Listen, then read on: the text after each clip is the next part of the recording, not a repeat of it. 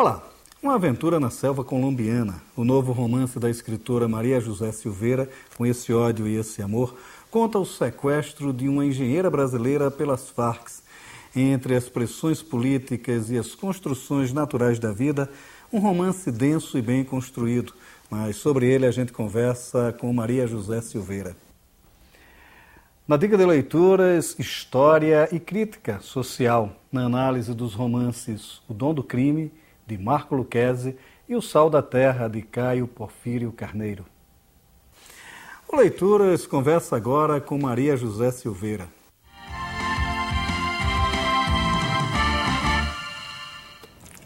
Maria José, vamos falar aqui do Com Esse Ódio e Esse Amor, que é seu mais novo romance.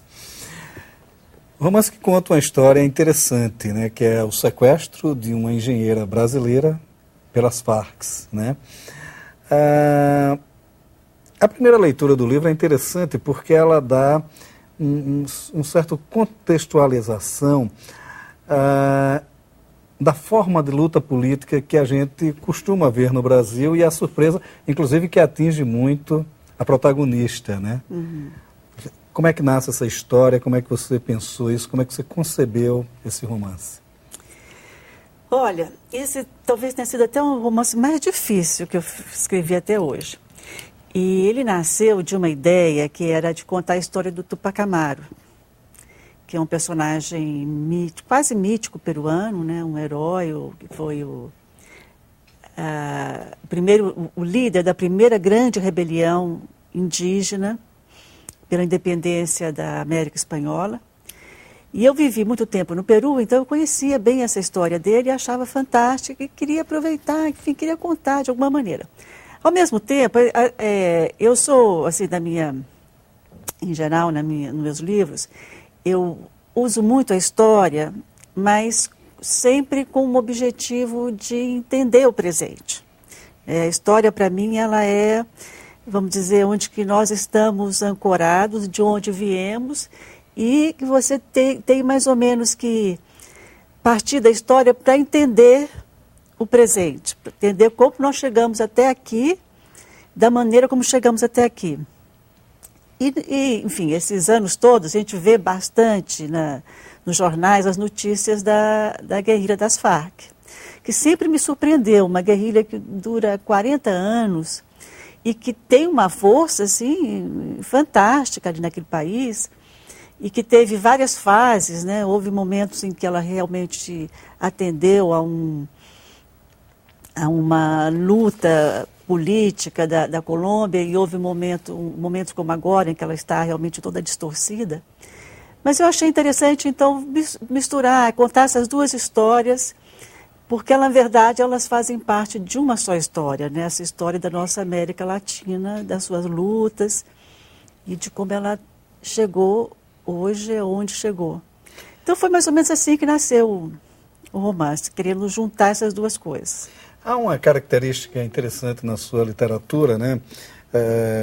O Fantasma de Luiz Buñuel, No Coração do Cerrado,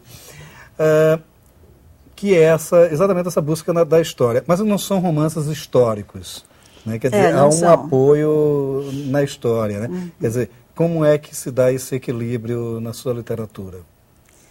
Pois assim, eu sempre realmente procuro partir da história, ou voltar à história para entender o que está acontecendo hoje. A minha preocupação é sempre hoje, né? Como nós vivemos, enfim, como os problemas todos que o ser humano passa, enfrenta hoje em qualquer país, em qualquer situação, né?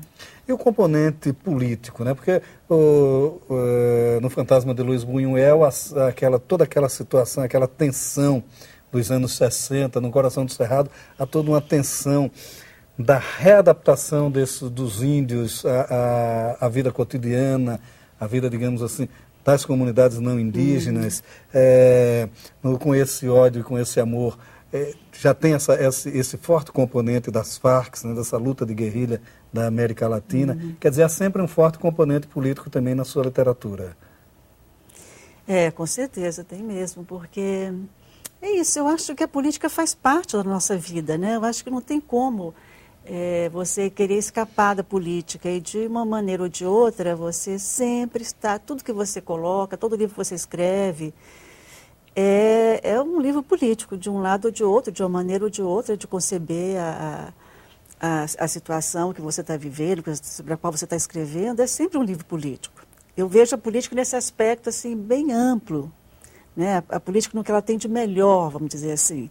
Não a política partidária, que aí já é outro problema, mas a política como como essa busca de um mundo melhor, né? Então, eu acho que isso, ou um mundo pior, dependendo de onde é que você se situa, mas eu acho que isso está bem presente em qualquer livro que você lê hoje. Nos meus livros isso está explícito mais, né? Está mais explícito, com certeza.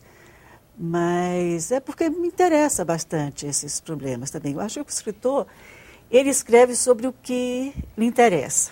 Isso não tem como você escapar disso, não tem como você escapar da sua vida, né?